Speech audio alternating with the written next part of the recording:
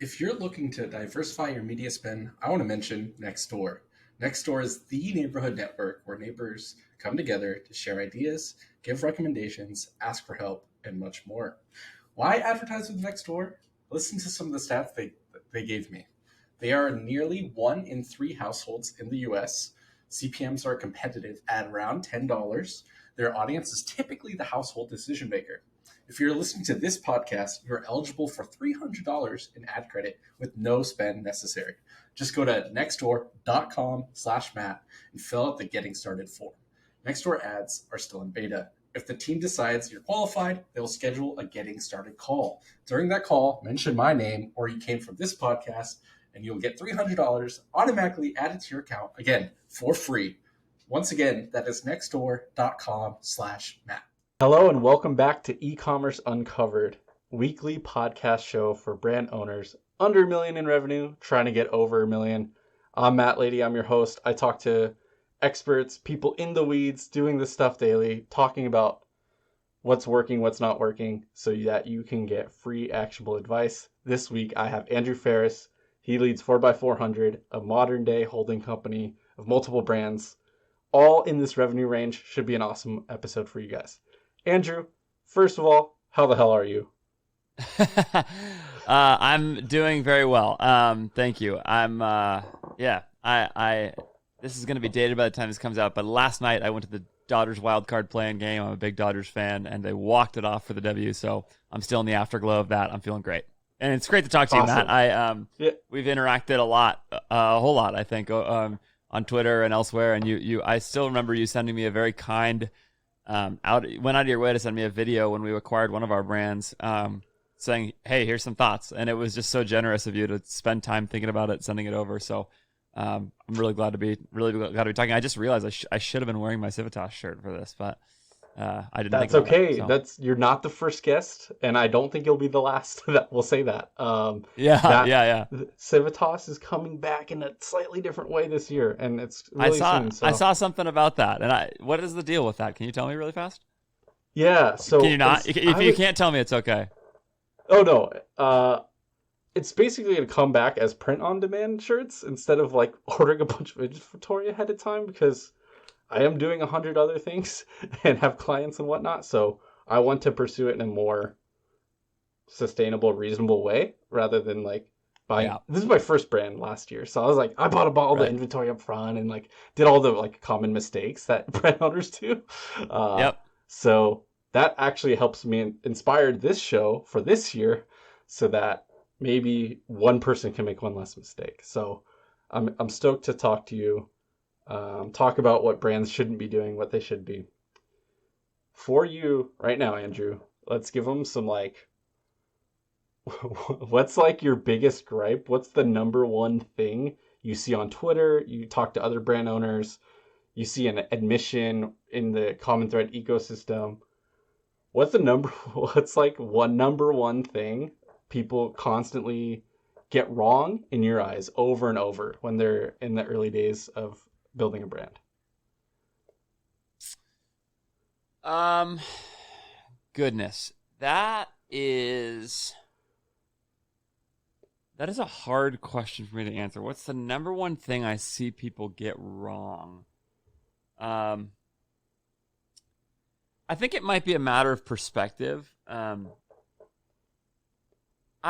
I think that one of the challenges to sort through, I think this is a life challenge right now, and it applies to e-commerce just like it does anything else.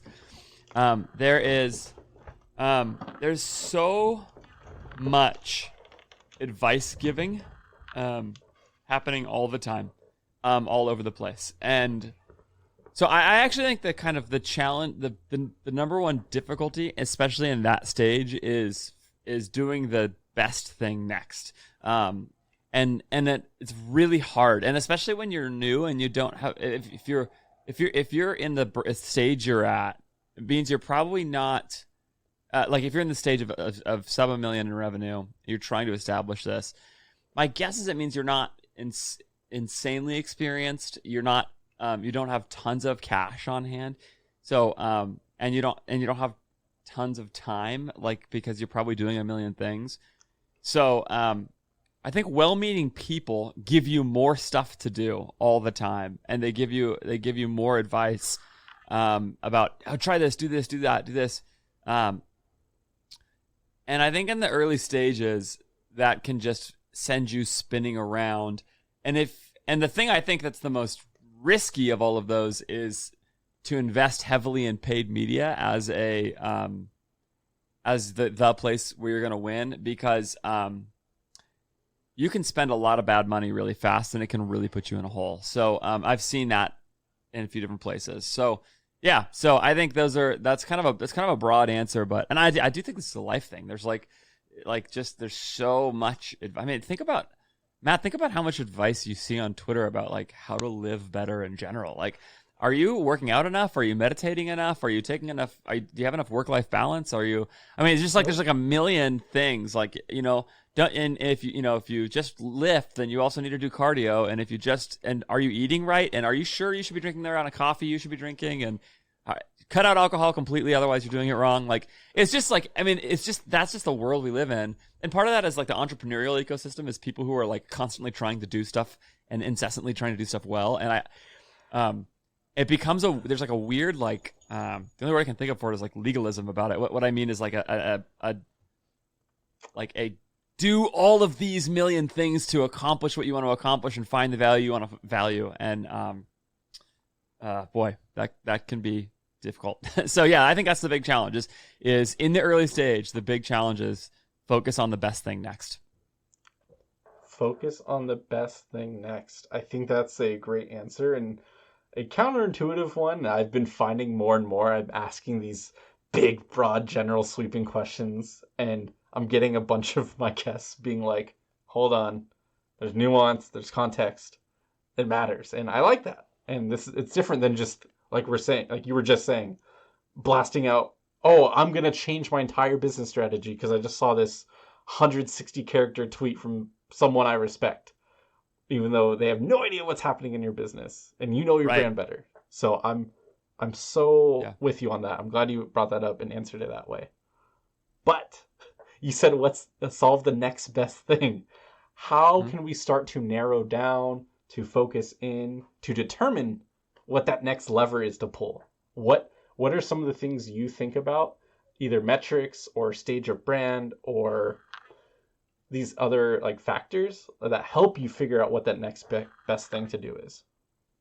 Yeah. So the answer to this question is first of all, I can't answer it for you or I can't answer it for somebody because I don't know what somebody's goals are. So every question like this, and this is something that I'm starting to develop more thinking around. I would say I'm not great at managing or executing this yet. And I suspect this is a journey to do as well. But I think the real way that you will guide your business is having a clear idea of where you're trying to get to, and then managing everything towards that. And that will help you determine what the next best thing is. So you mentioned that we've got brands that kind of are all in that range. Well, they're not all currently in the range of sub $1 million, but they all started there. So we acquire brands that are so far we have at times acquired 6 brands and started 1 in the time that 400 existed. And of those brands, they all started. I mean, one of them started from scratch, and then the other ones we got them all. I think the biggest brand we acquired had actually done $1 million a couple years before we acquired it, but was down to like 250 or something by the time that we acquired it, and that's part of why we acquired it. So we really haven't acquired a very big brand ever. That's probably the biggest one we've acquired, and so I've been in this world a lot, the sub $1 million world, and first of all, just so you know, like, we are not magicians. I just published an episode of my podcast talking about the failure of one of those brands and about how it didn't work out. We sold it for pennies, and that was that. I mean, it was we had some big misses there. And there's another one. So the brand we started, we shut down pretty fast, blew a couple $100,000 on that. And then we've got another brand that probably also doesn't look right now. There's a lot. We'll see how things develop. But right now, I think it's kind of just sitting quietly, and I don't think it'll scale really. So we've gone, I would say, 4 for 7 in terms of like some measure to lots of success, getting to where we want to go, into the millions and all that. And in the midst of that, what I'll say is like for all 7 of those brands, the thing that I knew for sure that I wanted, that I was going to need to be able to do, was to acquire customers profitably. So everything that I've really cared most about for those brands, in the earliest stage at least, is about that. It's about that issue. Can I profitably acquire customers? If I can, then I can go solve a bunch of other problems farther down the road.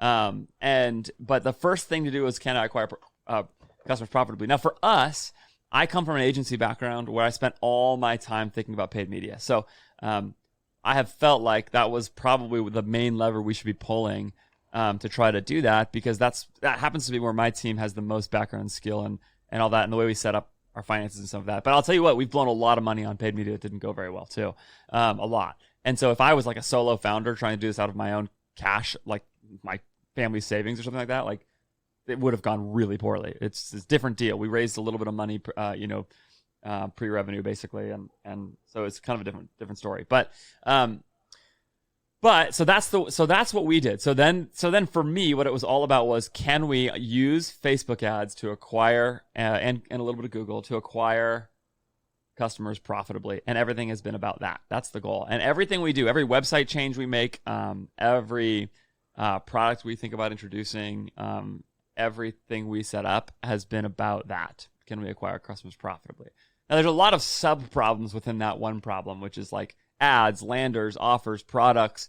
Another way you can acquire customers more profitably is you can keep your ad performance steady, but you can reduce your costs, right? So like reduce your other costs, your COGS and fulfillment and all that kind of stuff. So we hammer away at that. But really, I would say if you're 7 million, my guess is you actually probably are in a similar spot to that. And there's a lot of different ways you can go about this. But again, this is where the goal really matters, because if you're building a solo operator business, you're not looking for some big exit. You're not trying to raise a bunch of money, any of those kinds of things. All you're trying to do is create a great business for you and your family that maybe you want to run it for 10 hours a week or something like that. Well, that's a really different goal than like scale this thing to $10 million, build out a team, maybe raise. There's a lot of different stuff. So how I would get to those two things would be really different, and my strategy would be really different. So that's what I would say. First, as clearly as you can, know your goal. And I would say invest in this is where I would invest in getting some coaching, getting some help, getting some input, to think through for you personally. There is no right answer to that question. There's plenty of days, man, where I think boy, I tell you what, running a much smaller business on the side as part of my life would make me would give me less financial upside in all of this. It for sure would. Probably would anyway. But it would be delightful as a lifestyle. I would really love it. So if that was what I wanted to do, then I would behave really differently. I think so far this incredibly nuanced and contextually based question and answer, and I think that makes a ton of sense. And so I think for so many people, we on all these podcasts, and probably even my show is going to be guilty of this, we don't have all the context, we don't have all the details. You see these big brands, we point to them all the time on Twitter and say, these are the darlings, these are the people doing well to look up to. You have no idea how profitable they are, if at all. You don't always know the funding and status and all the roadblocks of, we spent $15,000 on Facebook ads out of my own money and only got back $5,000 from these small solo operators, like you're saying. We don't hear those. Should have put that money into Bitcoin, Yes. Or whatever. It's not always obvious that's the way that the sort of win on paid media is the way forward. There's potentially other better things you could do. Yeah. Okay. So say they are a lifestyle business and are looking to grow this sustainably and in a pretty calm, not as fast-paced as we're probably used to manner on the client side, or even the holding company. Mm-hmm. Say I'm holding onto this brand for the next 5 years. I'm at $500,000 in revenue now. I've been running the brand for a couple years already. I want to hold on to this sucker for the next 5 years. Knowing that, and knowing I have a fair amount standard cash on hand, right into Q4, looking into Black Friday this year, how would you start to say I bought an hour consulting call from Andrew for my brand, and this is essentially what this is how would you start to begin to narrow down your advice and your guidance based on these factors in this context for Black Friday in this upcoming next few months for holiday? Yeah. So I would start with asking some questions about my inventory constraints, because I'm assuming that you have, if you probably have some inventory constraints. If you are running that size business, you probably aren't sitting on tons and tons of stuff. So I think if this would change depending on if I had a lot of inventory that I wanted to move, I would probably be more aggressive with my offer. If I didn't, I would be less aggressive with my offer. So that would be the kind of starting point. And we're probably at a point now where it's going to be really hard to stock a bunch more inventory for that time. So that would be the starting point. Because then I have this game to play, which is relative to the inventory I have on hand. How do I maximize the total retail value of that inventory and minimize my cost of selling it? Again, especially if I'm trying to build something sustainable long term here, I'm not trying to just flip that into cash. That's the game that I want to play there, is like, how do I get the most dollars for this inventory, and how do I spend the least amount of money doing it? And so I would think beyond Black Friday in that respect. I would think about the entire holiday season. Really, I would say sort of like with a focus on Black Friday through December 21st or something like that. And say, like, if I take that 30-day window, what can I do here to maximize this moment? Granting also that for that person, they probably also have a time constraint relative to their own amount of things that they can do. So then you have to simplify your strategy. So I would say I would do a couple of things.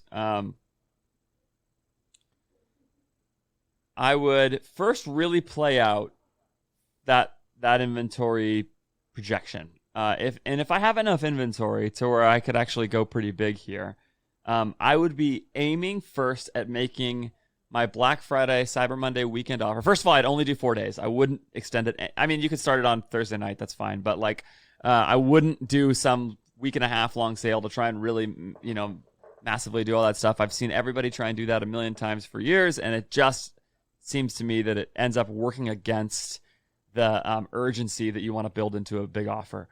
So there's that. Secondly, I would be totally fine with discounting in most cases. I would say it's really, unless you have a brand where you really don't want to discount. If you have a brand where you really don't want to discount, then this is hardly even a question for you. Like, I would say there's a couple things you could still do to play with this to sort of create an offer without much of a discount, but like typically with like a bundle or something where you're putting a couple things together and trying to drive AOV, and then you sort of maybe make it feel less like a pure discount. But generally, if you're willing to discount, and I think most brands should be willing to discount on Black Friday through Cyber Monday weekend,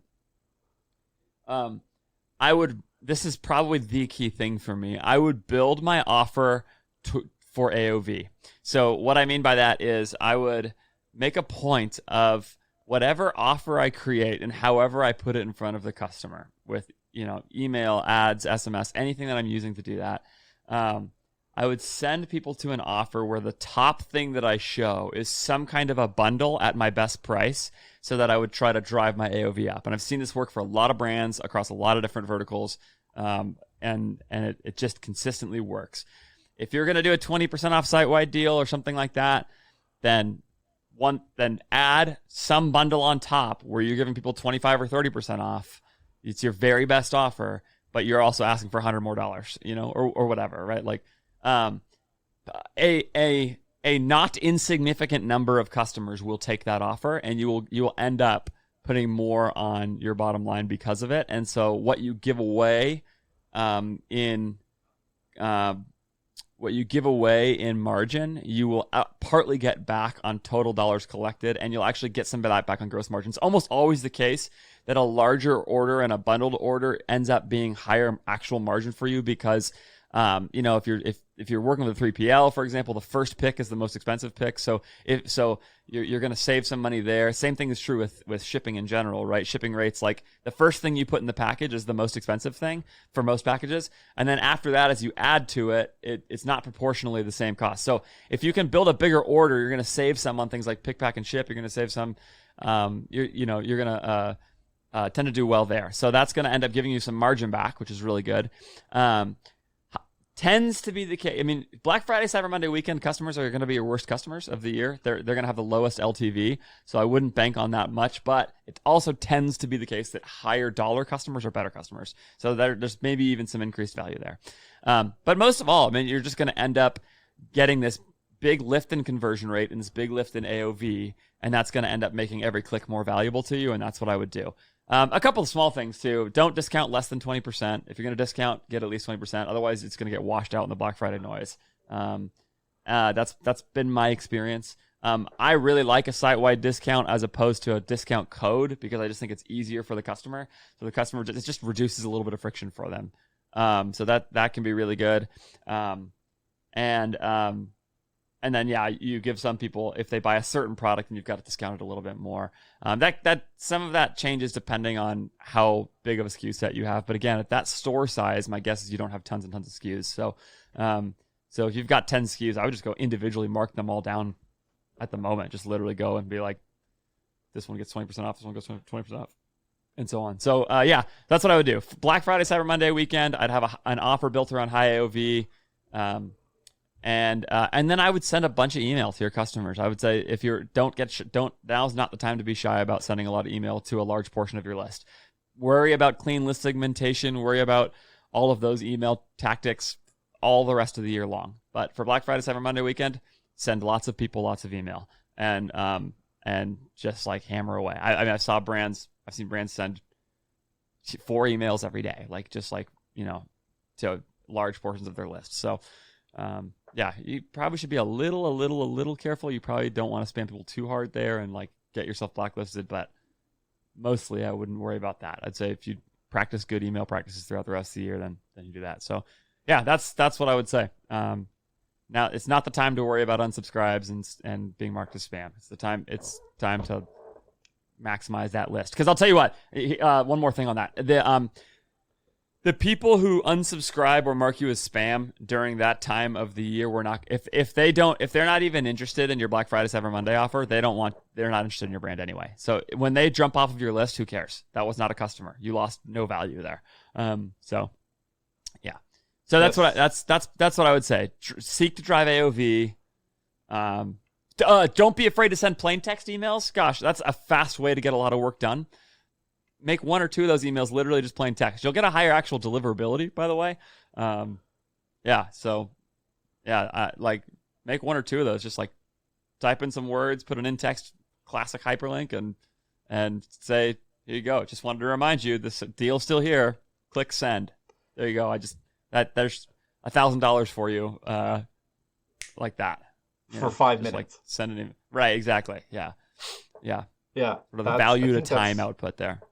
Yeah, especially as a smaller founder, operator, your time seems like it's so tight anyway, but if you can do yourself that and get some time back and still be getting the same or near the same financial return back, save that hour. Plain text, absolutely. Increase that AOV. Tons of sense. With specifically with bundling, typically that's what you're going to do. Find some way to bundle a few products together, make it into your super ultimate bundle. Have giant flashing lights on your website that say "Go buy this," and then make it the top thing on the page on mobile, and there you go. So to speak. You don't need actual flashing lights. Yes, no actual flashing lights unless you're a flashing light brand, and that makes sense. That's right. Raise AOV. Bundle, site-wide discount, make it simple, reduce friction. What is that's all good stuff. That I think that it can apply to many brands early on. What At the end of the day, um, my hope there is that that's not too much work, right? That's like it's building a few emails. Like we didn't even talk about ads, and I don't think we need to if you're trying to do that. Like if you've got any kind of a list, there you go. I like, yeah, I think that can be a thing where you are sending some emails, building some offers, and that's the core of your strategy for Black Friday, Cyber Monday weekend. Site-wide discount. You don't have to worry about discount codes. Nice and wait, easy. so Andrew, you're telling me this last 3 months that D2C Twitter's been yelling at me to start prepping for Black Friday? I don't need to prepare 120 days out if I'm a small brand? What? I mean, yeah, like that's exactly the kind of thing I was talking about earlier. Like there's going to be some of that stuff that's going to be really helpful to you, but it just depends so much on your goals. If you want to get to 2 million really fast, it's time to start thinking and prepping really hard for that moment, but the situation you described, no, you don't. I don't think so. Yeah, maybe if you're already running Facebook and you switch your offer from your evergreen to some retargeting on that bundle and past customers, cool. But you probably don't need to go out of the way and prospect, right? Well, I mean, Black Friday, Cyber Monday weekend prospecting for unless you have some insane offer that you can communicate really, really, really quick to customers, it's a bloodbath on Facebook, and Facebook is a bloodbath in general right now. So, like, I would just say, like, I would be really hesitant to do any prospecting Black Friday, Cyber Monday weekend. You're going to be acquiring your unless you can acquire customers. I would way rather you be spending those prospecting dollars now, and starting to build your audiences and your lists and some of those things, and then leading up to that moment while the traffic is still at a lower cost than it will be then, and then use that weekend to retarget those small little lists so you don't have to go in there and try and win auctions against mega brands who are trying to do that. Like the CPM is going to double or more, and so unless you can convert that traffic, because your brand communicates that way, then yeah. But again, the situation you described to me doesn't sound like the kind of brand owner who's trying to do that. If you want a steady return, I would get ready to remarket, and that's kind of it. Here's a quick reminder of why you should advertise with Nextdoor. They're nearly in 1 in 3 households in the US. CPMs are competitive at around $10. Their audience is typically the household decision maker. And if you're listening to this podcast, all you have to do for $300 in ad credit is go to nextdoor.com/Matt and fill out that getting started form. They're in beta. It's still early, but they're looking for advertisers to onboard. If you're a good fit, you're going to get $300 automatically when you take that call with them and get signed up. And again, that link to go to is nextdoor.com/Matt. Right on. Cool. That makes a lot of sense. So a little less Black Friday specific now, moving on to kind of generally speaking as this small lifestyle brand owner. What and how do I determine who to hire? Do I hire someone in-house? Do I hire a freelancer? Do I hire an agency? There's been the great agency versus in-house debate on Twitter the last few weeks. I'm sure you have thoughts on that, and I'm sure that I'm going to need to give you some more qualifying information so you can give a better answer. But let's start to head this way about hiring and getting help outside of yourself. Yeah, again, goals are going to be crucial here, because, yeah, hiring, I think, is going to depend so much on like where you're trying to go, what you're trying to build. But to the question of agency versus not, I would say at that size, most agencies are going to be a bad fit for you. And the reason why is that agencies need volume for them to make money, as a general rule. So I would distinguish here, like, Matt, I don't know what your setup is for sort of what your kind of client size are and what you're trying to build. And I also don't know what the relationship you personally have with the work is, for your agency. But like a Common Thread Collective, which is the sister company and owned by the same parent company of 400, and that's I worked at CTC for a long time. The sort of the growth team clients, the full team clients are getting like 6 people working on their account, and like you're just not at that size. It's going to cost you all of your revenue to hire that kind of talent. So that's off the table. So then the question is like, can you hire sort of like a smaller agency that wants to be a little more boutique, take on smaller clients, and loves helping them scale? And in that case, you need to be careful, because like a freelancer with like 10 clients who are all paying, $2 or $3 grand a month is going to be stretched really thin and not giving you a lot of time, because what an agency does to make money is mark up their time. And so if they're not charging that much, then they can't mark up then they have to keep their time down, right? So they're not giving you that much time. So I would just say, like, just to know that. And yeah, so again, there's a size context constraint there that I think is really important. What I would also say is that at that stage, a really smart person with a small budget, relatively speaking, who is hungry and trying to learn it, what I would do is be looking really hard for somebody that I could trust to solve problems for me and figure it out. Like marketing, like paid media, and that sort of thing is not it's not theoretical physics. Like you don't need advanced degrees in technical knowledge. You need a relentlessness about problem solving. Really, that's what you need. Taylor Holiday, one of my partners, and I, like we have always talked about the idea that like maybe we would try and hire media buyers by finding people who are really good at fantasy sports and like hire them out of that. And that's because like what you need to win fantasy sports is an ability to solve a game in a closed system. And that's kind of what media buying is. So like what I mean is, like, it's not a technical skill in that respect. It's about critical thinking and strategic problem solving primarily, and some communication skills at the advertising level. But so that's what I would say is look for that kind of person. And if they're hungry, then you can maybe try to help that person do that, and then find them the best training you can. In my opinion, that's probably admission for the CTC product. It's like $1,000 a month.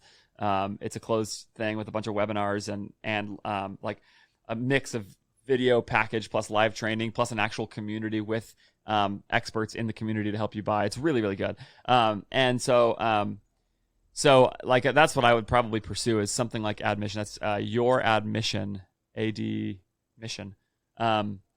.co. Check that out. I think if you use the code Andrew, you get like $100 off or something. So anyway, but that would be the kind of thing I would be doing, is trying to train the skills myself, or training a new person with those skills. If I really want to go invest in paid media, that's what I would do. I would get the skill. And the other thing that's going to do for you is that over time, if you do grow and scale, you're going to now have more vocabulary with which to manage an outsourced team member or team with an agency or whatever. So as you learn the skills yourself and do it yourself at that stage, which I think you should probably do, then I would say from there, now you can also manage whoever it is that you do hire. So maybe that's actually the answer. I talked around it a little bit. Bigger picture than all of that, no matter what size business you're at, my theory on agency versus not is really simple. Hire the best people you can and don't worry too much about how much you pay them. What I mean is, like, the benefit to your company is so outsized when you find a truly excellent contributor that it's almost impossible to overpay that person. I mean, it's probably possible, but it's really hard to, if they're really that good. And so that person might be a team leader at an agency. That person might be somebody you can bring in-house who ends up being amazing. I don't really care. Both of them can totally work. What you want is the best minds possible working on your brands. And so that's what I would be on the hunt for. And I would take calls with agencies and individuals, both, depending on your budget and all those kinds of things. But that's what you really want, is that. I like that, and that's why when you are talking with an agency, piece of advice I have is don't just talk to the salesperson. Talk to the actual person who will work on your account. Vet that they are good and talented, because that's the person who you actually need to figure out if they're good or not. The salesperson isn't going to do the work. So yeah, talk to them and find out. Ask the salesperson, hey, what's the name of the person who's going to be on my account? Okay, their name is Andrew. Their name is Matt. Great. I want to talk to Andrew. I want to talk to Matt. And get a sense of how good they are. If the person won't let you do that, then that's not an agency worth hiring. If they will, then you can vet it from there. Cool. I love that answer. I love the nuance. I love the explanations. Best available. Sounds very similar to how certain sports drafts go, and where, we really need a power forward, but right now, the best available power forward isn't projected until 40, and we're pick 8. So we're just going to invest in a top talent and go pick up a free agent or make a trade later for a power forward, right? You're just going to take the best available talent. Yep, I think that's totally right. Yeah. So I love get the most value you can. And depending on how quick you want to go, that might take 3 weeks. That might take 3 months to source and vet and talk and communicate and go back and forth with all these different potential partners. And if you are building a lifestyle business, 3 months is not that long to find the right partner. Some people, that's a lifetime. But I think it's important to note that. That it'll take time. Okay, so not so much, doesn't matter so much in-house versus agency. Best person available. There's just advantages and disadvantages to both, man. Like of course, and that's what it comes down to. And so what you really want is smart people. That's what you want. So you want smart people. You get those smart people into your team and your brand. You've grown a few brands at least from this early stage sub $1 million up above a couple million revenue and beyond. How does your role as the operator and brand owner shift as you continue to grow over those different stages and start to maybe put benchmarks or milestones of how things change and where things change? So I'm not a great example of this because I have been in a multi-brand system for the entire time, basically. So I haven't walked quite this journey in the same way. The best thing I can say about this is that the way that teams function changes in general, and the analogy is early teams are more like golf buddies, where everybody is in everybody's shot.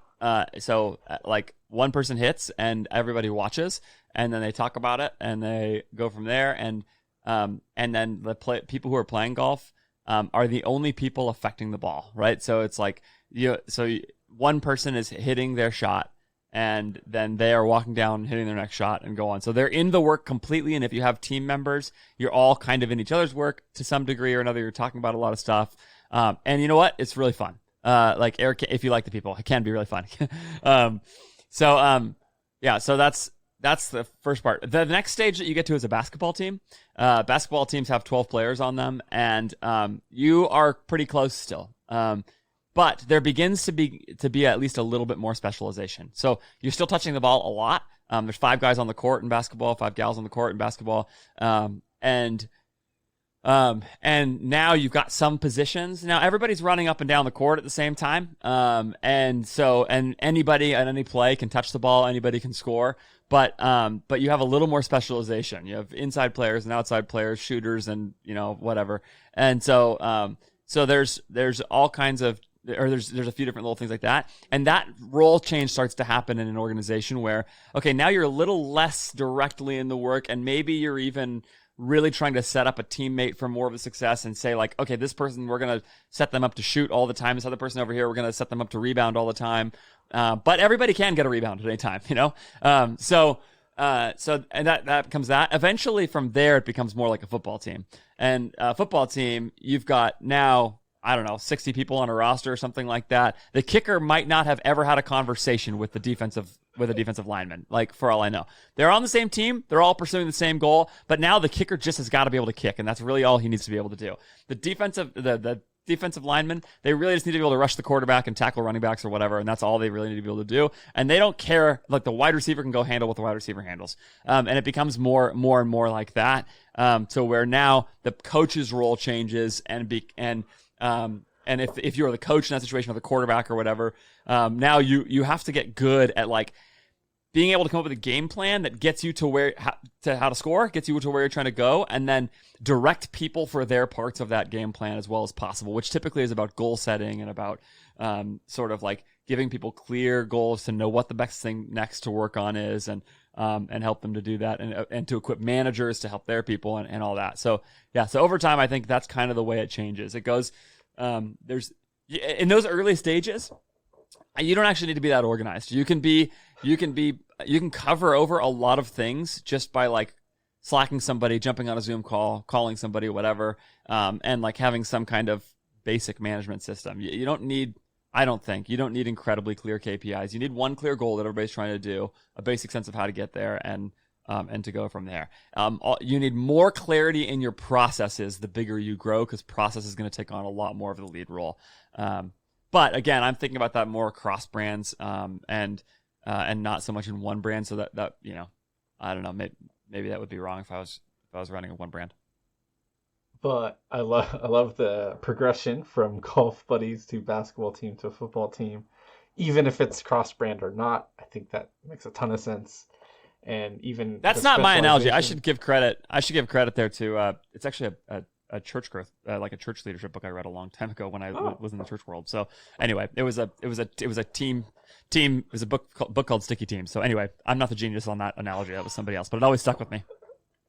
Thank you for explaining it and bringing it up. I'll give you credit for that. That was good. Yeah. That helped me. I played sports and sports fan my life, so that makes sense. Yeah. Okay. So and in the early days, and depending on your lifestyle and your goals, you might be more of a player coach, and you might still be in the weeds on certain things depending on your unique skill set. Like, if I ever start a brand again, which will happen, I have the marketing background that a product focused founder probably doesn't have, but I'm not good at product. So my first hires or outsourcing or teammates I need to bring on is going to be different than your teammates that you are going to bring on, and so on. Yeah. In fact, we at 4x400, we really structure, like, we look for founders where we complement their skills. Like, we're tactical people. And, like, I'm not a product person either. And then product people starting businesses, like, it turns out they hate doing their finances, and they hate, like, they're creative product people a lot of time. They want to, like, make cool stuff and care for their customers. And that's awesome. Like, I love that. So we want to come around and, like, at that point, maybe the analogy shifts to volleyball. We're just setters. All we do is we set the ball up, and the product people go spike it home. But that's all the tactical marketing stuff does, is just set it up to, like, for them to go drive home, like, putting an awesome product in somebody's hands. And so, yeah. So I think that's completely right. And in that respect, us finding each other, us and our founders that we bring in, is that kind of fit exactly. It's like us going, like, hey, we're the right fit for you. And I could imagine somebody, and we've actually done it, we've passed on some people who come in, like, they're running pretty good paid media, and they have kind of a good setup there, and they're like, hey, could you work with us and we could scale? And I kind of look at it and go, like, no, like, actually, like, you need a different kind of partner than what we are. Like, I'm sure we could help some, but, I'm not sure we're, like, that much better than you tactically or whatever, So, yeah. Yeah. And I think that's, that insight there can go beyond what we're just talking about here. If an agency or a freelancer or anyone you're hiring only says positive things and only good things and only promises, and doesn't ever point out a trade-off or a weakness, you don't want just a yes person to take your money. So I think totally it's really right. Cool, really good to, like, you said that. I'm going to pull it out a little bit more. And like I mentioned, like you've mentioned, as either through the brand or through the agency, we turn down people too. It's like, okay, the math does not make sense. No one in the world can get you a 12x ROAS at scale prospecting. Like, that just doesn't make sense. Like, your margins are broken. That's not on me as a service provider to solve that for you. And that's been a long time long time lesson for me to learn and impart on my team I'm growing to control the problems and focus on the solutions we have levers over and not what the brand owners are pushing on us. So that's the challenge of the service business. Yeah, is making sure that you define the problems you're working on and you can provide solutions and ideas for those problems, but not every problem. So defining that scope is good and key in finding the right partner too. Okay, so a few minutes left. I'm going to try to wrap it up here. I want to go a little less hardball, a little less challenge question where I'm making you think on the spot. I've been doing enough of that. Thank you. this whole time. So what is what's one thing you've learned since the beginning of the pandemic in relation to e-commerce and customers and running a business that you think has made a positive difference for you since the pandemic started in terms of how you've thought about business, how you thought about life, how you view things, how you work with teammates? What's one or two things that you really noticed that shift now that it's been a year and a half since that we've kind of had to adjust to new circumstances? Yeah. So you're thinking here, just help me clarify the question a little. You're thinking here of specifically things where the experience of the pandemic has affected how I think about business? Yeah, either affecting business or teammates or how you run your ads, how you think about promotions and campaigns, and because like at some level the world is changing and has changed, and some of it will go back to normal, some of it won't. So what are a couple things I have an answer. Yeah. Okay. Yeah, I have an answer to this. I think the answer is that I already believed that the future is fundamentally unpredictable. Like, you think about the pandemic and what it represents as an unknown unknown. This is I think Donald Rumsfeld classic thing. You've got known unknowns, unknown knowns, and unknown unknowns, basically. Whatever. Yeah, this is a way of thinking about kind of categorizing the knowledge that you have. Like, there's stuff you don't know. There's stuff you do know, but you don't realize it. And there's stuff that you don't know, and you don't know it. And the unknown unknown, that last category, is the hardest thing. And so I use this example. I've probably on almost every podcast I've come to, but the book The Signal and the Noise really helped me with this. From Nate Silver on sort of like what does it mean to try to predict things, to forecast things, what can we do? And he kind of just takes chapter by chapter different things that we can reasonably forecast probabilistically pretty well. And things that we can't probabilistically forecast very well. And a classic example is the weather, which we're incredibly good at predicting. People make jokes about meteorologists, but actually meteorologists are amazing. It's almost never the case that the meteorologist says it's going to be 70 degrees tomorrow, and it's actually minus 20. Like, that doesn't happen, right? And that's because and when you think about that, the reason why is because we have a really good, we can measure almost all of the inputs in the system of weather.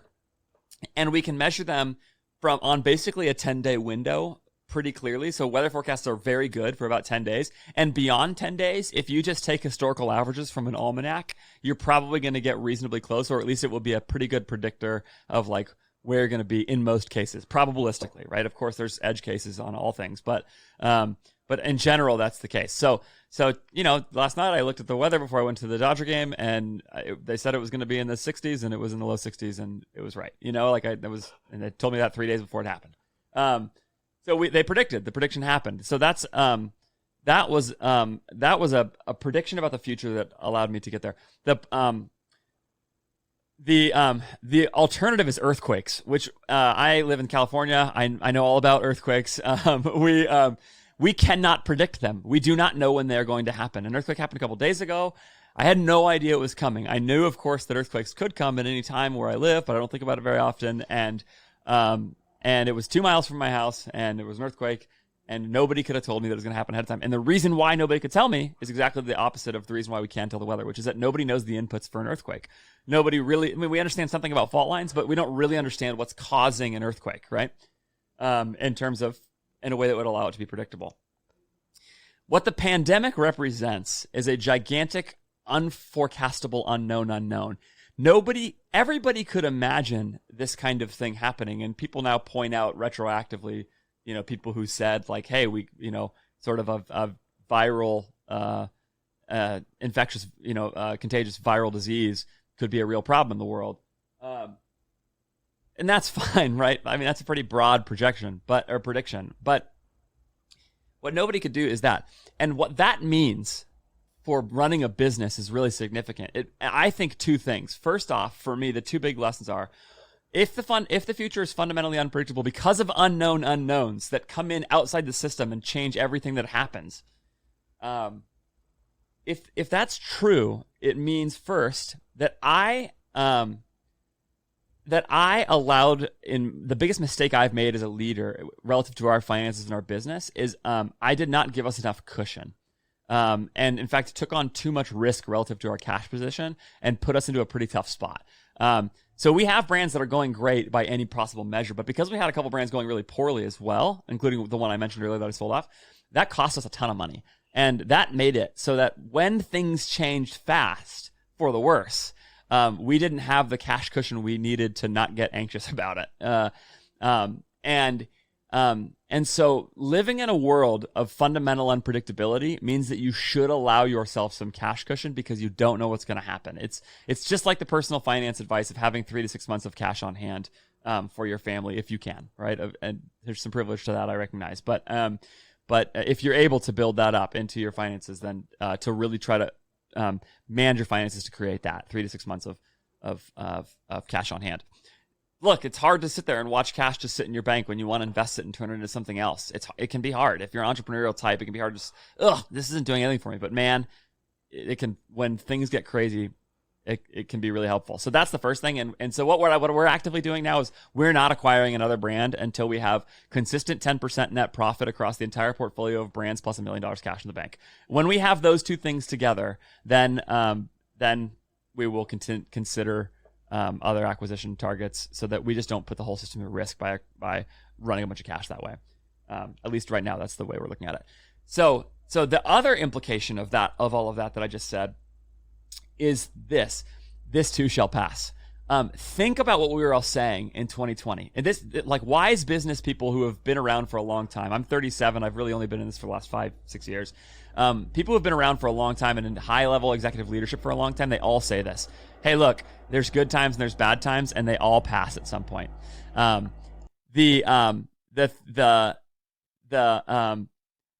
We all last year were sitting there going like, holy cow, what a boom for e-commerce. Everything is going awesome. It's so amazing because nobody can buy anything in the store, so they're all buying things online. And we all had the greatest Aprils and Mays of our e-commerce lives in 2020. Then what happened in 2021? Well, that passed.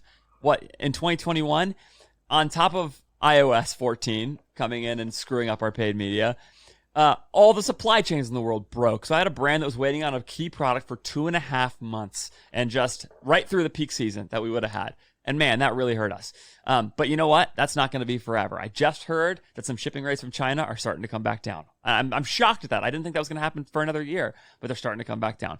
And so just knowing in the long game that you're playing that this will pass is important. You also said it could be life advice. I think all of that applies to life generally as well. I love it. If unknown, you can't control those and when those happen, but you can better prepare to control your reaction and the outcome afterwards. And then, this too shall pass. I like it. This iOS 14 thing that is breaking our Facebook ads, it'll pass. There's going to be another way to acquire customers at some point. There is. Maybe Facebook will fix it. Maybe not. This isn't forever. Privacy might be forever, but somebody will figure something out. Yep. No, for sure. And that's, I think we can go into a whole other thing of why sometimes capitalism is great, because they'll go solve that problem, they'll make money, and they'll help other people make money. But that's for a whole other thing. Andrew, really appreciate your time. Love your answers. Glad to connect. And everyone else, thanks for listening. I'll catch you on next episode. Thanks, Matt. Andrew, last thing. I forgot. Plug away. Where do you want to point people to if they like what you heard and want to learn more about you? Sure. Two things. The e-commerce playbook podcast, which I host, and the goal of that podcast is to tell you really, really honestly what's happening in our business. So I told you about that brand that failed. I did an episode called The Failure of Genuine Canine. It's the last one I recorded, I think, at the time of this recording. And I just told you why it didn't work. And if I could go back and have that brand back again, what would I have done differently? Yeah, so e-commerce playbook podcasts, found anywhere fine podcasts are sold. Yeah, I bring on some guests occasionally there as well, but it's a lot of me just kind of talking through what's happening in our business with as much honesty as I possibly can muster. The prompt for that show was a friend saying, I want you to bleed on camera. And I was like, ugh, fine. But that's what we try and do. Thank you, Aaron. Actually, there's not a camera. It's just audio. But yeah. And then I mentioned Admission. Do check that out. Youradmission.co. I think in the stage of business that you are in right now, it will really help you get better. You used to be involved with Admission, right, Matt? Yeah. I was. Great. I joined for like 2 weeks, and then they promoted me to community manager and not just like guest anymore. Yeah. So I was in there working with everyone for a while in 2020. Yeah, so it's definitely evolved a lot there, but it's really a great training program and a great community. It's more than just a course. It's an actual ongoing training program. You're getting the best and brightest that CTC has to offer from managing, hundreds of millions of dollars of paid spend and probably billions of dollars of revenue at this point. So anyway, definitely check that out. Youradmission.co. Use the code Andrew. I'll make sure that's turned on and you'll get something off. Probably like on awesome. Or something. I don't know. Yeah. Youradmission.co. Thanks, Matt. E-commerce playbook podcast. Thanks, Andrew. Appreciate it. Thanks for your time. Everyone else, catch you next week.